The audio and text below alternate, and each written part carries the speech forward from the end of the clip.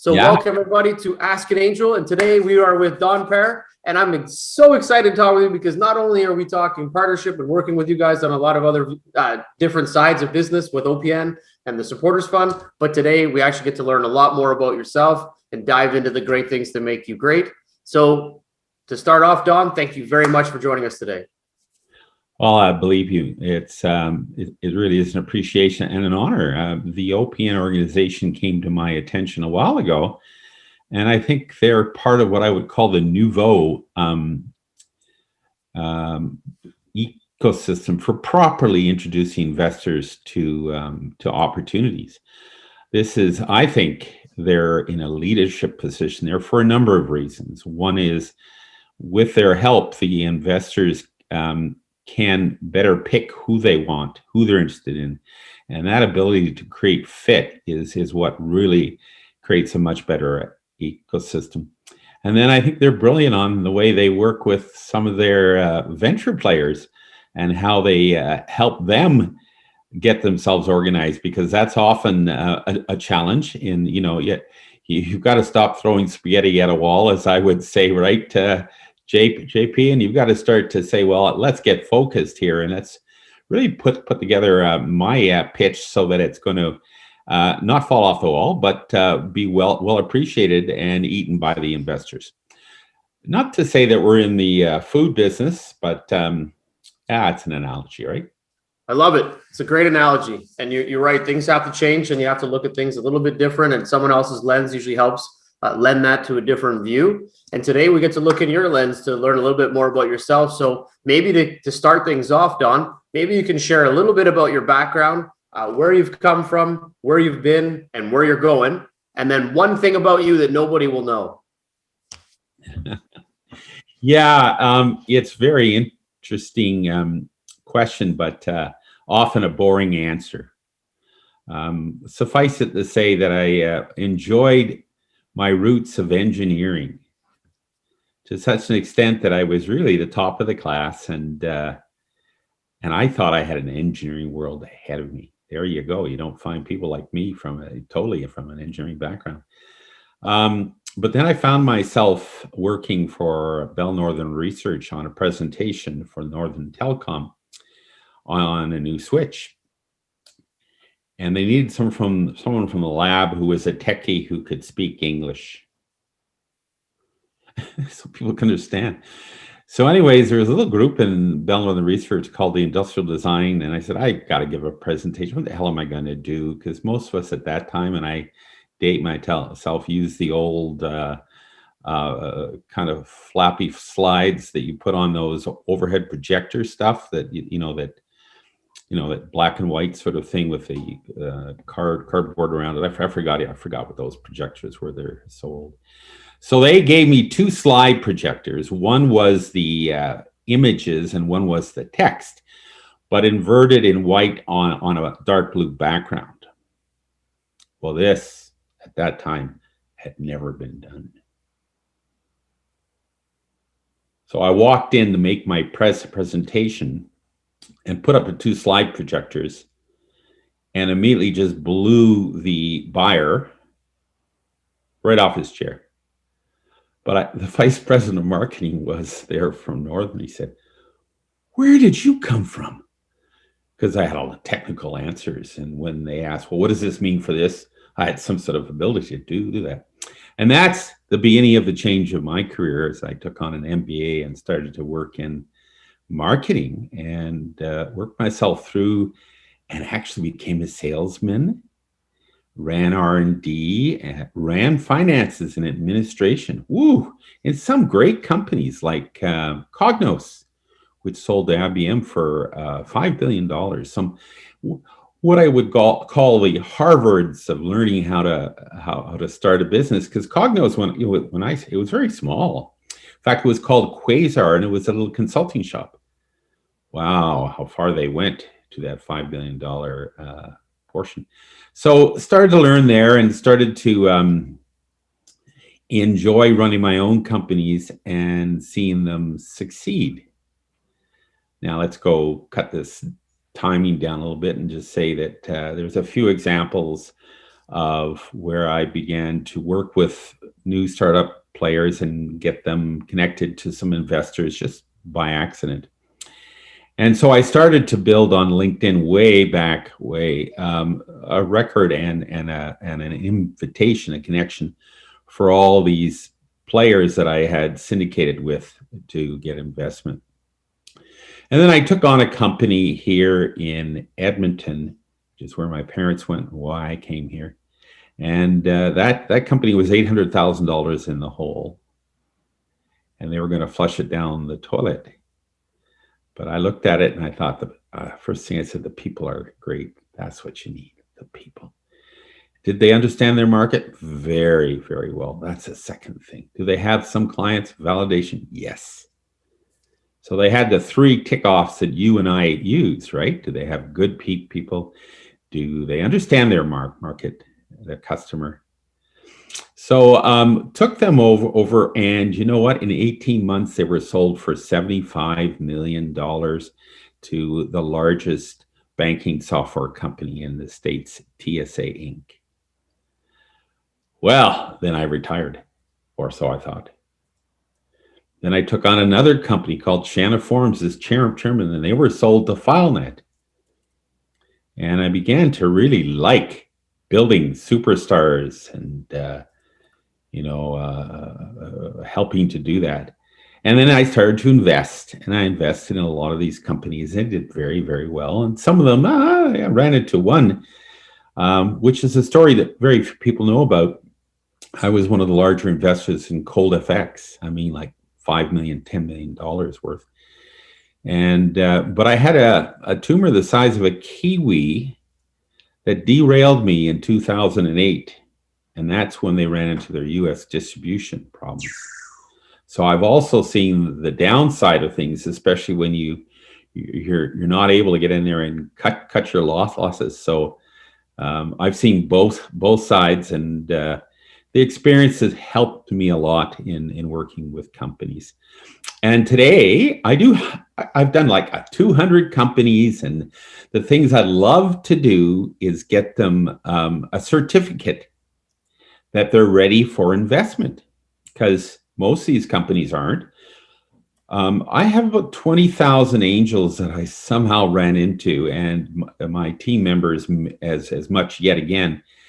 And the certificate is well appreciated, because if they have that, they're going to present well. And I think you saw one of our presentations from one of our companies recently. And how would you say, do you think they pitched well? Oh, 100%. Yeah, you guys take out 95% of the heavy lifting, and they do a great job understanding their business. To me, pitching is a bit different than what most people look at pitching. For me, pitching isn't just pitching your business in the context of I'm trying to find money. It's understanding your business. That's what makes the pitch easy. And when you can understand what you're selling and what you're building, it's a lifetime of difference when you go up and pitch. And that's where I think the lacking point is when people pitch. They just go and put something together and pitch, but nothing really comes out of it. They're like, this is what I do. And you're like, no, it doesn't make sense. Well, this is what I do. Well, when you actually get in and dive in deeper and understand what the fundamentals are of the business, and you get them to understand that, then that translates better into the pitch, because then it becomes more seamless, and you can change the way someone projects by understanding what they're actually trying to do. And you guys do a phenomenal job at that. Now, Jeffrey, you're our ideal angel to work with, and your friends. And I'm so glad you said that, because that's so needed. I almost call it tough love. I don't know what you think about this, Jeffrey. You got to have a bit of tough love with the venture players. And, I was at the Banff conference, Banff Venture Conference I founded, but I was there with a few others. And I was asking a question from a group that got together, and there was about 35 venture players. And I said, are you perhaps stuck in the vicious circle of raising money? And I said, how many hands up? All the hands went up. And it's through that study and my experience that I realized that their biggest problem is they bounced for a whole bunch of reasons. So I studied 500 of them, and I found out why they bounced. Are you interested? 100%. Fire away. Let's hear it. You would know this too. Well, one of them is exactly the point you said. It's the pitch deck didn't have an understanding of the market, and it came across as that. A big chunk of it is their valuation was out to lunch. Now, you don't agree with me that. Oh, you do. I see you run into it. There you go. So all the time. They don't understand their use of funds. So they're sitting there and the angel's saying, well, how are you going to use this money? Well, I just sort of sprinkled into my spreadsheet. How well does that go over? Like a lead balloon. And that's the sort of thing. So I discovered about 10 things that blow up on the venture side. Use of funds, I mentioned. Often it's the team. Is the team set up right, or do you know what you need to set it up right? And so that's when we came up, and it's been improved dramatically thanks to my phenomenal CEO, Cindy Quillon, who is the best thing I ever did. Hiring people. JP is job one, right? And she's added so much value, and she's taken over the company that I chair, which is our VC worldwide. So once they get their certificate, then I'm confident that they're not going to embarrass me in front of you, JP. If they don't have that certificate, I'd be embarrassed as hell. And there's one that hasn't quite got one, and you saw theirs, and they're not quite there. And I'm not going to get into that, but I'm working on getting them their certificate. Now, once you got the certificate, then you're really far ahead, because you can assess which angels are going to fit. And I can go to, I like to work with partners. I like to work with angels that we built trust with. Often we built success with. I have many angels. I had one, Stonebridge, where they made 1,700% on their investment. Well, they're going to open the door and talk to me about another one. So it's investors who have done very well. And also, like, if I talk to you now, JP, about a company, you're going to say, well, I saw one of his, and it was worth my time, and it was worth my effort. And holy gosh, since you've seen it, they've already got an offer for a $30 million warehousing fund, and a bunch of other people on it. So that's what you want to do. You want to build success. And that's where the second part of our efforts come in, because we're not a broker. We're actually still a mentor, and we're trying to introduce the venture captains into investment players who are going to add value. How the hell do you do that? That's probably the hardest thing, is that you've got to make that soup for the customer that's going to taste good. And that's where we're very lucky to have built our partnerships with the OPN group, which in my opinion is just like gold. Because you can look at that group and say, okay, is this investment going to fit, going to be of interest to them? And then they take care of the logistics of bringing the people into it and making sure that your I's are dotted and your T's are crossed, and you've got your P and Q's, which is good. Because often, even though we've done all this work to get a certificate, I tell you, I listen very much to JP if he says, I got to comment on this company, because and finally, and this is the area that I believe most in, is starting to open up the ecosystem of venture investment. I know, Jeffrey, this is something that you're very keen on, because for a long time, you know what it was like. The brokers, always hide who they are, what they do. Everything was hidden.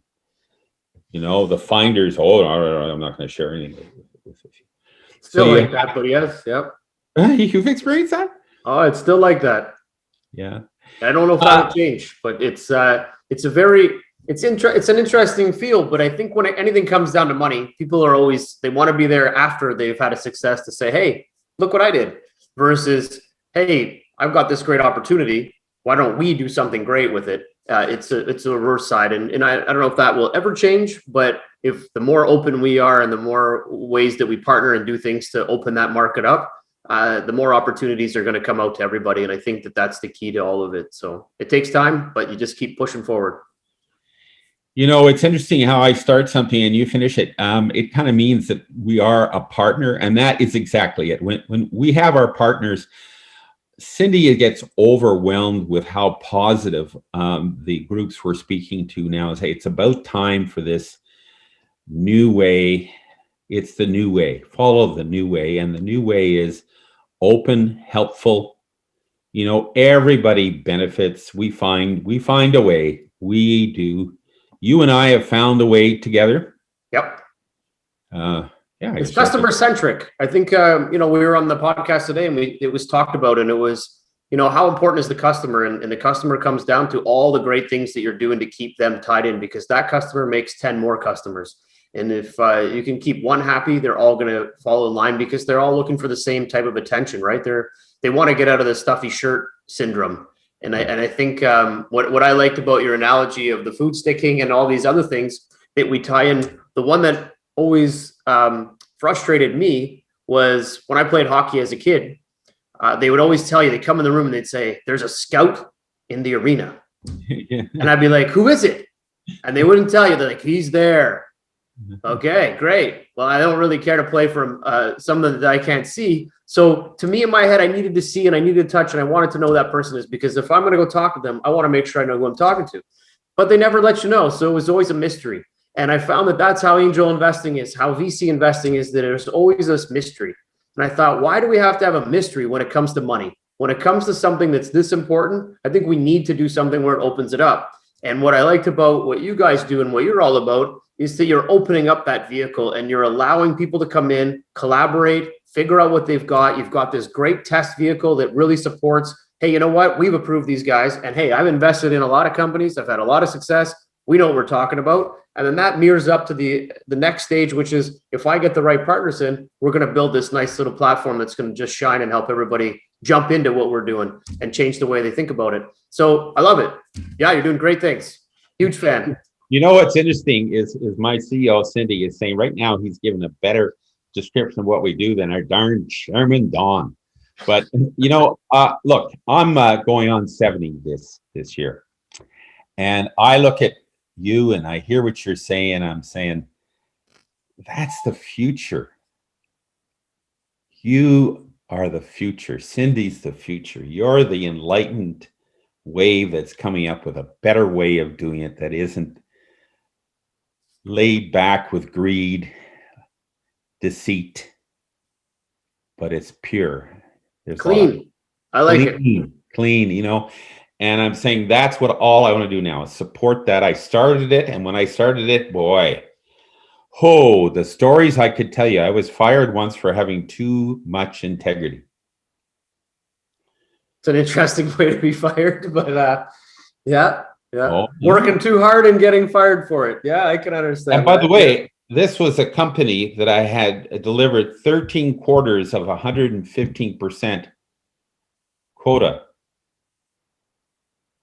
Wow. But they wanted to do some finicking with the with how they were going to present revenue and expenses, and I just, as the chief there, I just said no. So they let me go. And there's no room for dirty in business, I don't think, at all. So you know what? You stick to your scruples and you do the right things, and that's what I believe everyone should do. And they got to learn from the pros. So you did that. You start off and you make a mark and you stick to it, because then that gets people around you learning from that same mark. And then everybody thinks the same things twice before something bad is going to happen. They don't do it. And that's the best way of starting your career and working through things. And that only happens because of people like you and Cindy and many others that I'm talking to now that are the new leaders. And that's what gives me satisfaction. If you were asking me what turns me on, that's what turns me on. To see this spread and to see it have the benefits, building the unicorns. I believe there was one fellow on the phone with me today, and he said, Don, I've got a company. It's done very well, but I don't feel I've got the motivation in the staff, and I don't feel I feel alone as the CEO. And I said, well, there's a way to get that going. And we talked about it, because there's more to it than just the dollars and cents. It's about involving your people in the goals that you set and giving them championship roles with some of the projects, which is what you do. And but in my opinion now, strategically, we do about 8 to 10 firms every quarter, and we believe once they're certified, they need to go through OPN. Well, I love it. That's very, very awesome of you. When we don't normally drive accolades, but thank you. It's very nice of you to say. Thank you. But there's 2 reasons for it. OPN is a great place to get a feeling for whether you really do have that company that you can take forward in life. And it's the type of feedback you get from a guy like yourself is very astute, and you guys know how to deliver it. You know what I mean?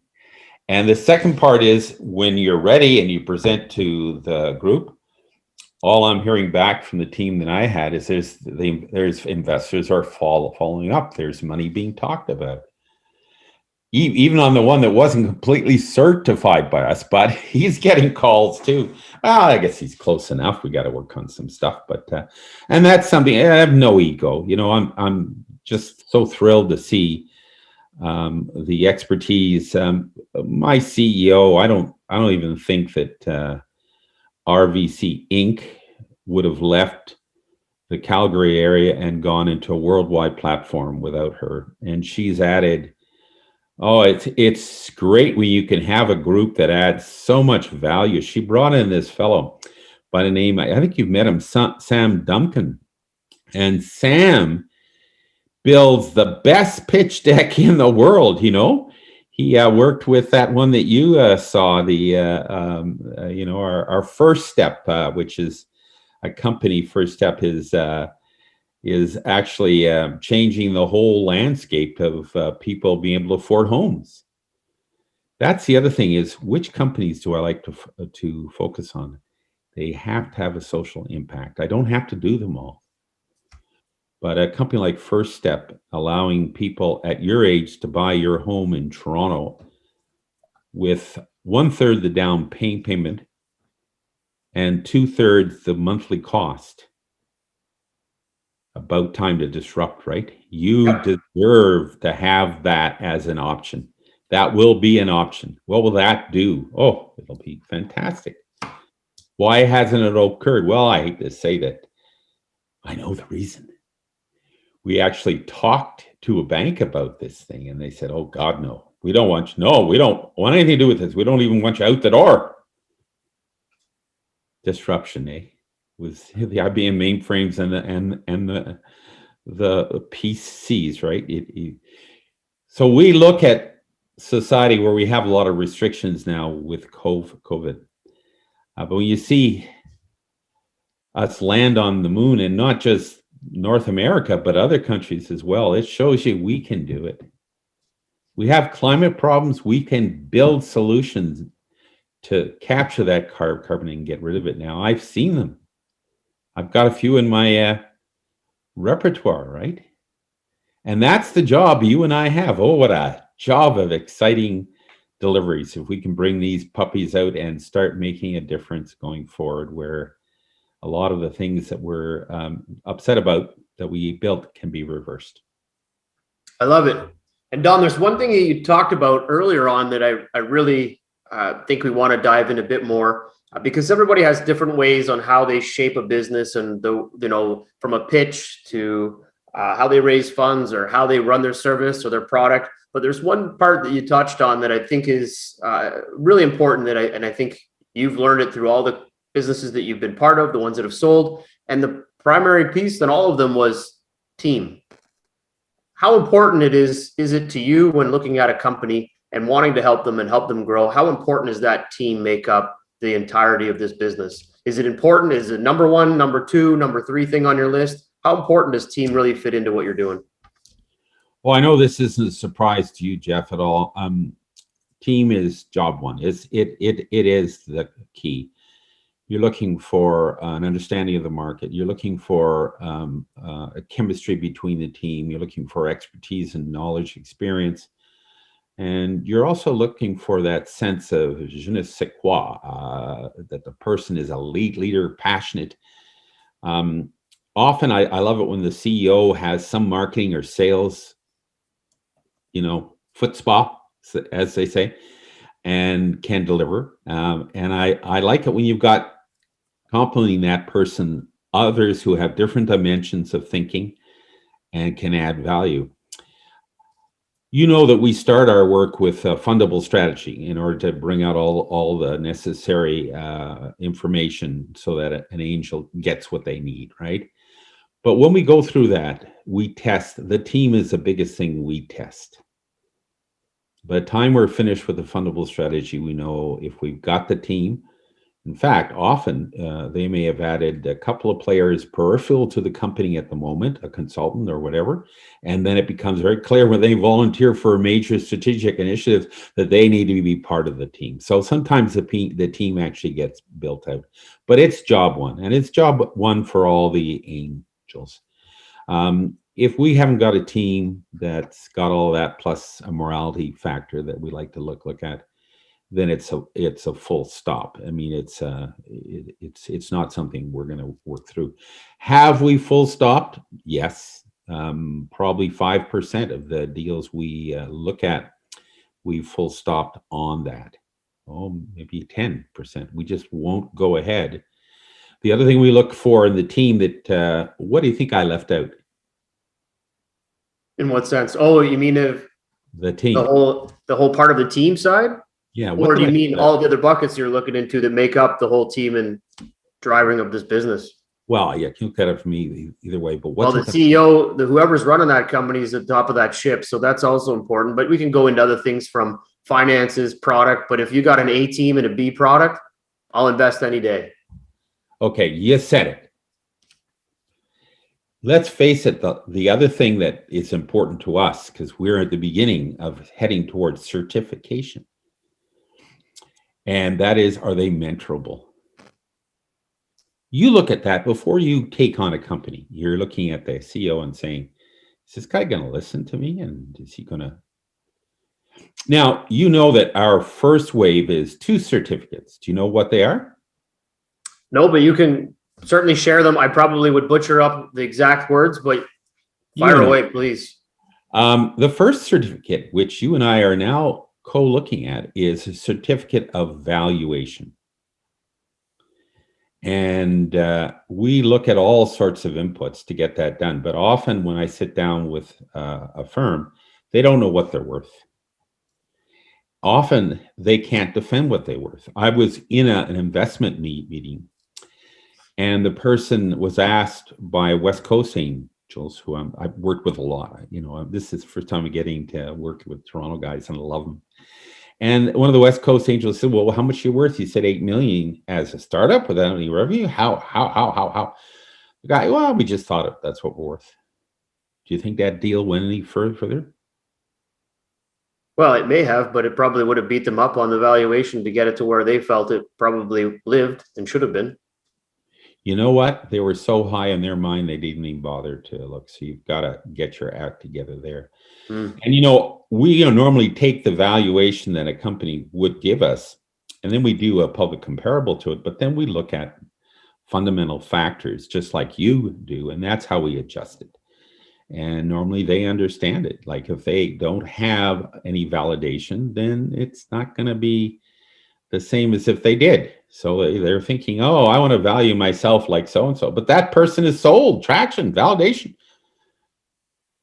Well, you know what I'm talking about. I don't want to bore you on. No, this is good. The audience needs to learn this. This is what it's all about. When you're figuring out a valuation, you got to dive into all these different elements, because proving your valuation, if you're going to go in high, you better have the metrics and the reasons for it. Right. And you better have all the questions covered off. There are 25 basic questions that affect valuation. And I haven't looked at your 25 points, but I bet you they're identical.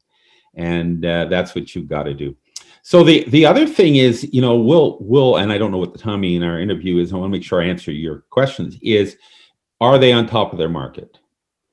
When I was with Cognos and we were pivoting into business intelligence, and I was senior marketing at that point, We actually signed up Procter & Gamble as a customer to help us develop the business intelligence product.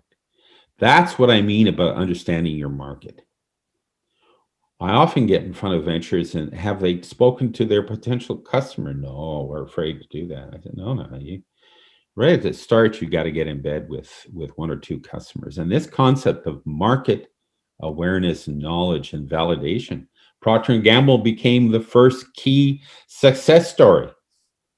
Then from there, it went to the brick and so on. And that company in business intelligence went from next to nothing to taking over the French company Object World in 3-4 years, just because they did it right. So that's market knowledge. Is if those two are not ticked off, then we're not going to look at them. It's just not worth it. So how much of this finding their valuation, understanding where the business side comes from, and you mentioned it, the mentoring side, are they coachable mentoring? How much do you think that this, from a startup point, a pre-seed, a seed round company, how much do you put weight on the mentoring side? Do you tell them, go out and find 1 or 2 people, have them talk to them on a regular basis? Kind of how do you structure that mentoring side? Because it does sound that you taking all of the experience you've had over 30-40 years in business and investing, it's pretty valuable. And someone who's never done any of this, never even run a company before, is now in the thick of it, running a business, running their finances, hiring people, trying to build a company.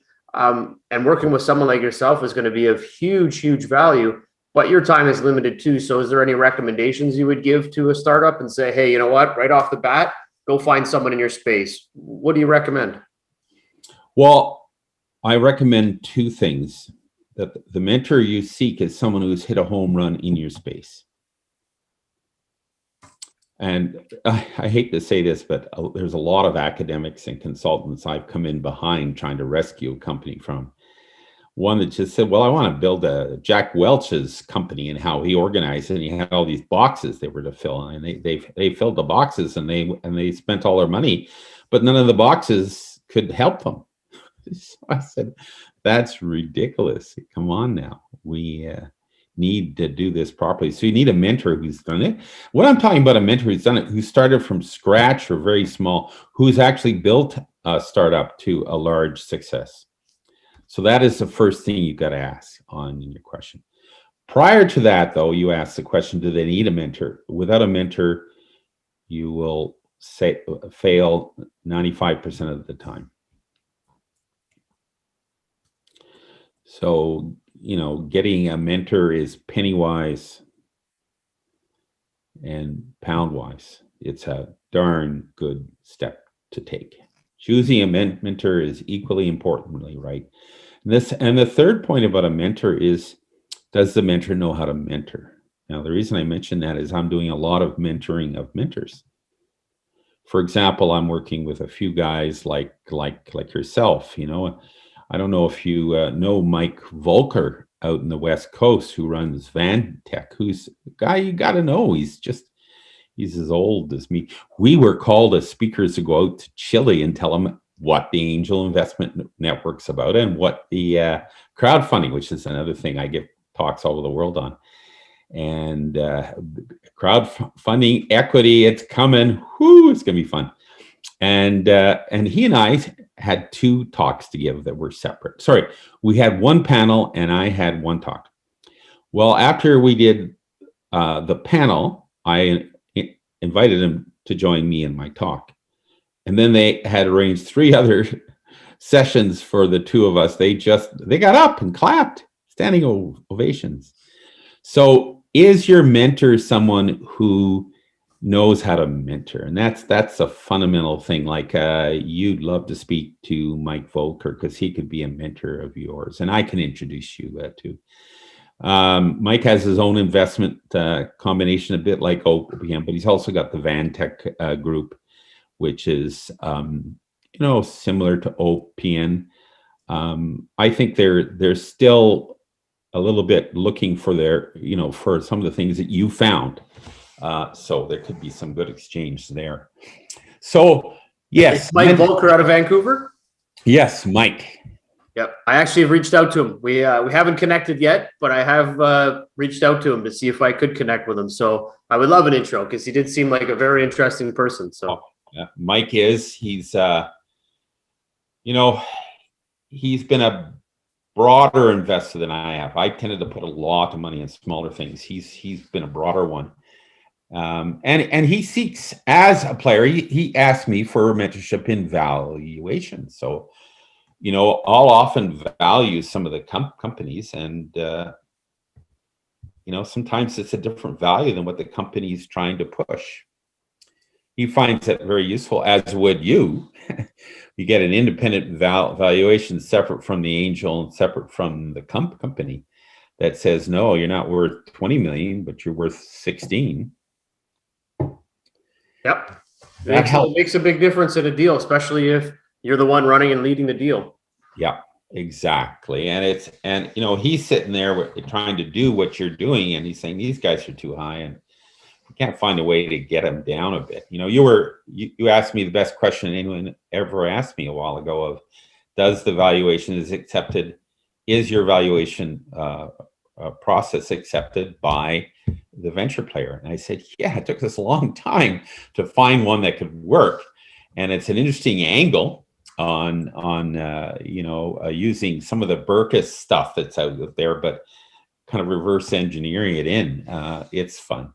And then I just get a big kick out of the result. I'm still essentially motivated by seeing venture captains get into orbit and tell me, oh, it's fun up here. Woohoo, I'm enjoying myself. Or as Greg Burkhardt recently did, just finding living in this foreign country that he's in, just beautiful in the ocean. I don't mind that if you can create those dreams for the venture players. And if you do it for the investors, that's equally fun. You see your investors are in a good space too. I remember there was a investment group out of California, and they did a lot of investments. They were big. They were what we call a whale. And he phoned me up after they invested in the exit from Messaging Direct he invested at 20 cents and it was sold at $3.72. So he made a fair amount of money on it. And he phoned me up and he said, Don, of the 200 deals we had, there's only 2 that did well, and yours was one of them. I like to hear that. Yeah, speaks volumes. It supports what you do, right? He had, I had people. I had a major guy in Sun that invested. So I had some really, really amazing fellows that had invested and seen that return, and they were friggin' ecstatic. And that's what you'd like to do too. And it's the job you and I have is extraordinarily challenging because we're trying to work both sides of the equation at the same time. So there are times I wake up in the middle of the night and jot some ideas down, and I'm sure you do the same thing. Yep. Very true. Very true. So just to kind of to wrap up the question side of things before we jump into the rapid fire, one last thing about not so much again on the valuation side. I think that really carries a lot of volume and a lot of weight. But when you're working with these companies and you've got them the mentorship and you're working with these teams, and of course, as we said, the team is a big important factor, which is, are they coachable? Are they able to drive it through? What's the end result that you're really trying to drive that early stage company to? Is there just trying to get them to an understanding of this is what I'm building and this is what I'm selling? Is it we're going to line them up to get them ready to sell? You're going to work with them on the investment side, but is it really trying to shift their mindset? And is it shifting their mindset from being a product company into a selling company? What is that shift that you're trying to get them to understand that makes them venture capital bound? Yeah, it's actually the hidden sauce in our process. We're trying to balance everything in the company. And we do it through a process that is simple but incredibly far-reaching in how it works with people and motivation and processes. And that's our secret sauce, which you just said, because that's why our companies have a 95% exit success factor. So that's secret sauce. Yeah. So, when we certify them, what that means is they've got that all done to a large extent. And they've been able to, one, get all their team on the same page, which is often missing. How many times have you gone to a pitch where not all of the players making the pitch are really on the same page? A couple of times, right? Yep. It's actually quite frequent because they don't understand the principle or the behind the business, what it's doing. But that's also treated the wrong way. Instead of open communication, it's privileged information. So how do you change that dynamic? Exactly. And, so appreciate your observations because they're right on. And when you were speaking the first step in Jason, you noticed that although they had different perceptions of where the company and its knowledge, they were dead on the same mission, the vision, and the goals, and where they were going, and how. So that's a key. How do you get that, and then how do you transmit that to possible investors so they see it clear and say, "I love it. I want to get behind it." So that's a certificate, and they get their certificate of valuation too. So they come out at the end of what we do with 2 certificates,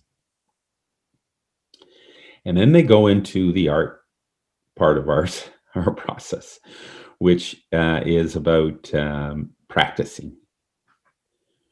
Every week they have a couple of practices that we put them through on pitching to various experts that we have. We have partners like you that we rely on to take a look at their pitch and often give us very vital information, which you did on one company. I remember that, and we listened to it. They weren't ready, so we brought them into crowdfunding and what I would call a friends and family round. And they raised 600 grand there, so they had all the money that they needed. And that was your advice. Awesome. I think you might remember which company that was. I think so. That was a year ago, right? Like a further back, right? Yeah. Are they selling cards? Does that remind you? Yeah. Oh yeah. Yeah. Oh yeah. And I knew you were astute then, so I already knew about you. So once you've done that certificates, then it's the stuff you and I are made of, which is, here it is. This is what they're trying to do. Would it fit here in front of this group or this group? Oh, I know George would like this one. And so that's some people think it's all a numbers game. Well, there used to be, right now, the broker firms are dead in the water. They're 2-3% success rate. And they did a study on it. It turns out that COVID has just killed what I would call the broad investor inquiry model. Killed it. Now, that's interesting because, that means that going out with lists and emails, lists and stuff is dead. Too much volume, right? People can't handle the volume. So a warm welcome makes it go a long way, but partnerships and being able to drive the best content or the best startup or the best value is what's going to tweak someone's interest a lot sooner, especially if you're the lead, right? And you know what you just announced there is a disruptive change in the ecosystem. Get with it. I love it, Don. Right? I love it. Yeah. Hey? Yep, I'm going to record that last little section and just blast it everywhere, but I am a big fan. I love that. Huh? All right, we're going to jump into rapid fire questions. I think we learned a lot. I think there was remember, a lot. I'm 70 years old. I'm not as rapid as I used to be. Well, I think you'll be able to, I'll make them as quick and spicy as I can, and you can just throw out some numbers and info. We'll make it quick. All right, what's your favorite part of investing? Getting to meet the client and see his dreams. Awesome. How many companies do you invest in per year? Probably 10 or 11. Okay. Any specific verticals you focus on? Yes, we focus on what I call the star tech. And the star tech are like ed tech, fintech, green tech. And it's the application of AI and other technologies to a particular sector. And our community of angels invest in alongside or by themselves in hundreds of companies. So you can't forget that we have our community that we're trying to lead. Part of our community is your community in an open system. Okay. I like it. What are the timelines for an investment? If they come to you from day one to day whatever, what's that last day where you guys just make the decisions on? Well, this is where Cindy has a shotgun aimed at my head of what I say here. Normally, it takes us approximately 2 months to get the certificates done. The reason I say normally is that we've had a client we worked with when it was only 6 weeks, but we've had another client where it took 3 months. The biggest issue is a lot of the questions are coming on the venture itself, and then we go to the market. Well, pre-COVID, 3 or 4 months. Post-COVID, 6 to 12 months. Okay. You used to have a situation where the angels could get together and discuss and look at slides, but they don't do that anymore, and they work on the virtual side. So COVID is, and there's no question about it, delaying things. Okay. So let's pray for vaccines that work and back to the 3 to 4 months, please. Done. Anything that you look for when making a choice in a company? Any due diligence work from paperwork, legal, financials, anything that you really need to see in order to make a decision that you think needs to be there all the time?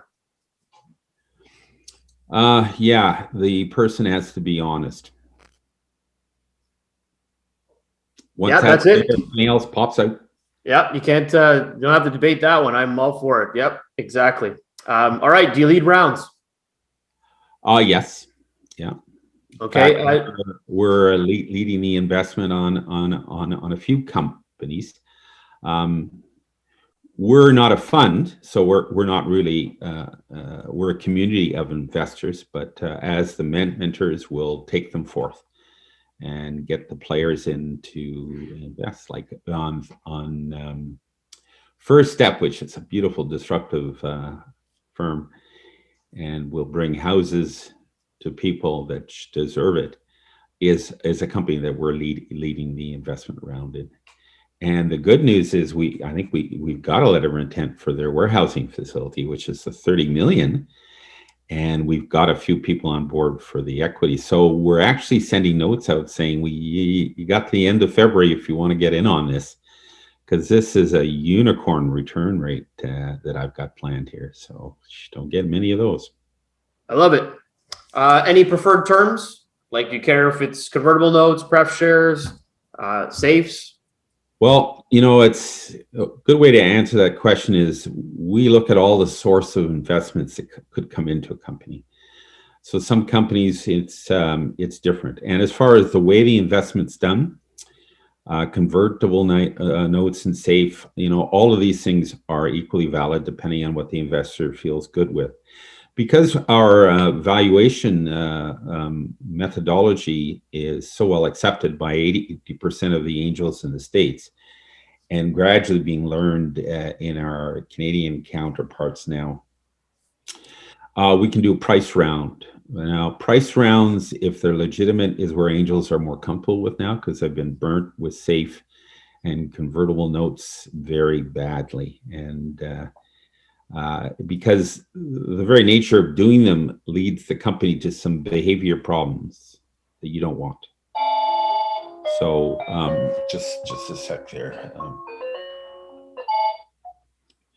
And so the only thing I can say is that I prefer to do a price around because that means everyone's on the same page as far as getting the benefits going forward.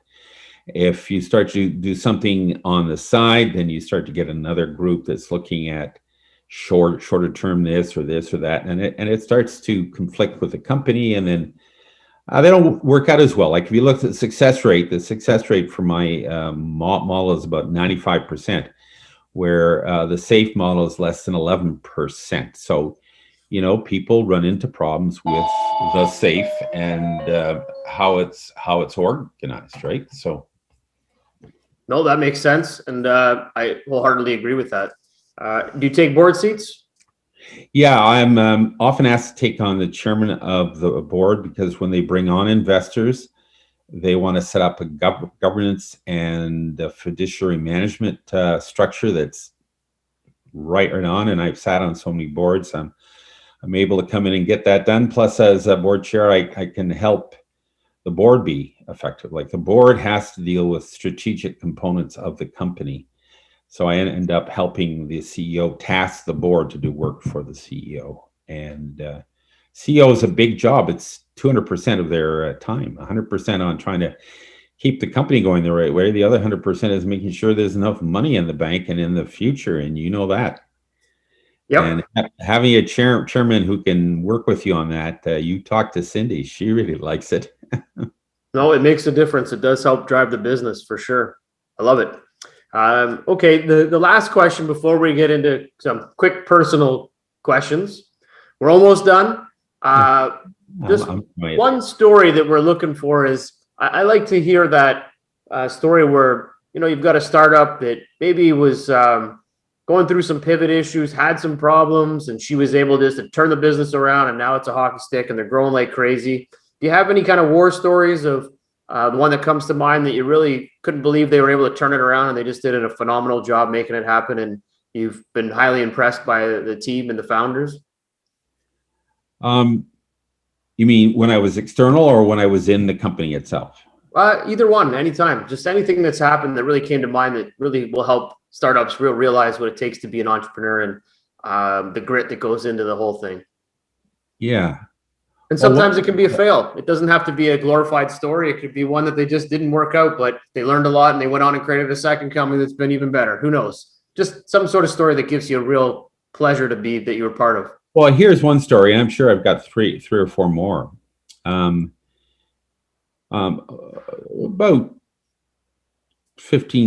20 years ago, I was asked to come over and look at a company called ESIS. And I looked at the company, and it had a back-end technology basis in secure messaging. And the company was competing against Microsoft on an email client. So I took a look at the company and I saw what was happening, and they had a vice president of sales marketing who was very wedded to this email client thing. And they were $800,000 in the hole, and their ownership group was thinking of pulling the plug. I came back with a report saying that they needed to pivot out of the email game into something that was growing in the marketplace called bill presentment, electronic presentment, and the banks were all looking into it. And it turned out to be a much better match to their back-end engines and security that their staff had if they made one merger with a company in London, England that handled some of the what I would call the directory issues, so that you would know who and how and be able to, called LDAP. I won't get into it though. The board bought into it, and they brought me on board as the CEO. And I sat down with a group and I said, well, we're going to just scale out of this business and scale into this business, and we're going to bring on a new sales force. Well, the guy who was vice president of sales and marketing, he did not like me. I was the devil. I don't like being the devil, but anyways, he ended up kind of working against me, and we had to let him go, which was tough to do. Does that happen? Sometimes it does. Sometimes you've got to let somebody that's not on the same page with you go. Does it hurt to do it? Yeah, but it's got to happen. After the pivot, we started to get the opposite impact in the market. People were buying, and we went from literally zero up to about 8 or 9 million in 12 months. And we caught the eye of a distributor called TSA. And they looked at what we had and said, oh, it's too good for our competitors. And they said, we want to buy you. So this is a company, $800,000 in the hole 18 months ago, and is now being purchased for 75 million Canadian. And that's how it all ended. Everyone got great returns. Oh, there was a little funny note. When I was taking the company up, I said to all the people in the company they could buy shares at 20 cents a share. So I had all these people jumped on board and bought the company at 20 cents a share, including that vice president of sales marketing, which was funny. But he had heard that I've been successful, and he thought, well, why not? So he put 50 grand in at that point. Well, when it went up to $3.72, he retired. So in the end, he was quite happy. But none of the technical people in Edmonton put money into it, because they all said, "Oh, I'd rather just make money. I don't think these shares ever." And no, look, Canadian companies, they don't have share appreciations like the U.S. firms do. They don't have this big appreciation. It's just not happening. Well, it did happen. And when it did happen and everything was announced, every one of those technical people was in my office say, "How come I don't have a share of this? How come oh God, I could have been a millionaire." And I went, there you go. And wasn't I saying that? And I said, "Oh, well, we just thought you were blowing out your nose." And the risk, too much risk. They couldn't balance the risk. So it happens. It does. And it's one of the biggest lessons that we face in Canada is we don't have the same entrepreneurial, yes, I'll take a risk factor with our employees or any of our stakeholders. When was the last time you ever talked to a supplier that was willing to take a risk on you? So how do you build a successful company in a country that's slightly or very risk averse? And that makes it more difficult for us. Yes, it's true. I've had to move many companies reluctantly out of the Alberta environment because it's even more difficult here.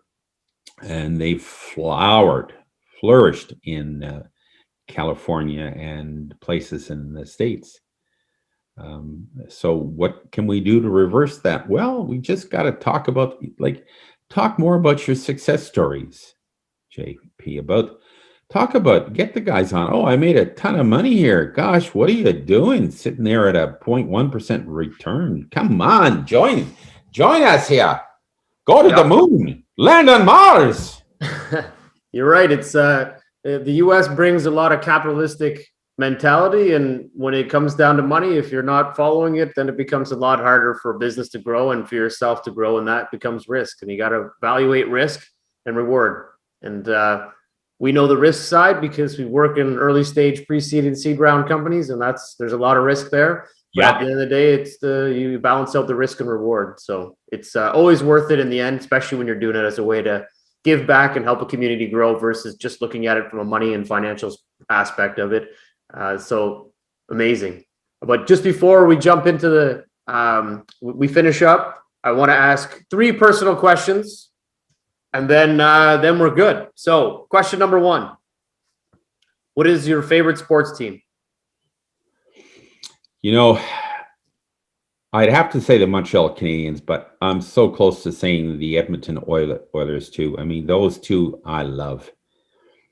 I was born up on hockey in the Forum there, where I often got the cheap seat right behind a big concrete pole. But, if I was there and I could poke my head around and see Jean Beliveau marching down the middle of the ice like a friggin' bull, and then put that puck in and Yvon Cognier, the Rocket Richard, I mean, it just goes on and on. There's, Jacques Plante. I mean, there's where your spirit grows when you see the beauty there. And of course, the others had some pretty good people too. Yeah, they've had a few talented, skilled players. Oh, I'd say you had a little bit of a Don Cherry talk there with you there. I think you've been watching Don Cherry speak for a while. He's an icon in the space, and it sounds like he's a Canadian boy. He likes the Canadian teams, so it's good. Yeah. Second question, 2 parts. Favorite movie, and what character would you play in the movie? Gosh, you're asking me something that's very hard. My favorite movies are the ones where Celine Dion plays the music. She's the singer, and I think you know what movies those are. But the Titanic is something that just was ripping on the emotion side. You know, I science fiction stuff and all that stuff, but the Titanic was a absolutely ripping movie from the emotion and the details of class and coming to grips with that. It was amazing. And what character would you play on that movie or in that movie? Well, since I can't play the woman, I probably play the fellow who went through it. DiCaprio. DiCaprio, although I'm a much heavier DiCaprio, but that's probably what I do. Isn't that funny? Eh? No, that's awesome. No, I asked the question because you learn a lot about someone's character by understanding the type of movie that they feel represents them and the diversity they go through, but how the character actually wins or loses and how you feel you place in with that character. So he was a hustler, he was a driver and survivor. So it speaks a lot to the personality of someone. And my way of finding out someone, learning more about someone is taking the data side of it and trying to match it up. So it's good. Good. That's a nice combination of both sides of the world, the emotional side and the fact-based side. It's nice. Yep. That's brilliant. That's going to carry you far, Jeff. Well, I hope so. We'll see. Well, Don, we're at the end of the show. It's been phenomenal. I think we've learned a lot. I really got to understand a lot more about your program and how you guys work and operate, and got to learn a lot more about yourself. And I appreciate all your time and all the things you've done in your career in helping early stage companies and the successes that you brought them. And it's amazing what you're doing. And I'm glad that we were able to finally get onto on the episode today. And the way we like to end our show is we like to give you the last word. So I leave that up to you for anything you want to share with the startups, the investors, any advice. I leave it to you. But thank you again, Don, for coming on today. It's been a pleasure. What would my last word? My last word is kind of like a prayer. And I'm not asking you to be religious or anything, but it's I've called to action to all those leaders in our ecosystem today on both the venture and investment side to realize that we've run through a real tough period in the last year and a half. But that period does not diminish our ability to achieve great things. And it is to that we can improve and mobilize a better way to launch new companies to deal with the issues of climate change. For example, we don't necessarily have to shut things down. We can build engines that will reverse the problem. So, like we create a lot of problems in the ocean with plastic. Well, there's a couple companies I'm looking at now that are going to go scoop that stuff up, and I love it. We have ways to put filters on all the rivers so it doesn't get full up again, and I love that. So I love the proactive ways we can make a difference to put our Earth back to where you can go to a river and swim in it and know that the ocean's not killing our fish. Well done. Well said. Thank you very much for that. And I hope when we get this out and blast it out, that some of these leaders will be able to hear some of those messages. But at the end of the day, the world is changing, and hopefully we can steer it in a way that it changes for the better. And it's not about capital. It's not about money. It's about bringing people mental health and safety and being able to cohabitate all together and grow and live in a great world as one. So thank you. And remember, when I made that call to action, I was looking at you. Well, we'll keep hustling as we do, Don. We will keep pushing and building as we can. I'm going to help you, JP. I am. I love it. Thank you again, Don, for your time today. Awesome.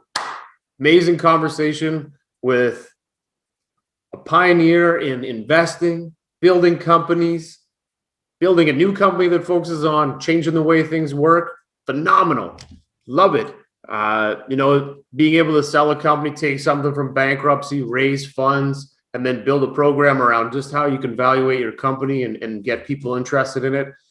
All great things. It was a pleasure getting to speak with Don and learn more about how he thinks and the way that they're looking at things, and how they're working with us pretty closely. So I'm a big fan.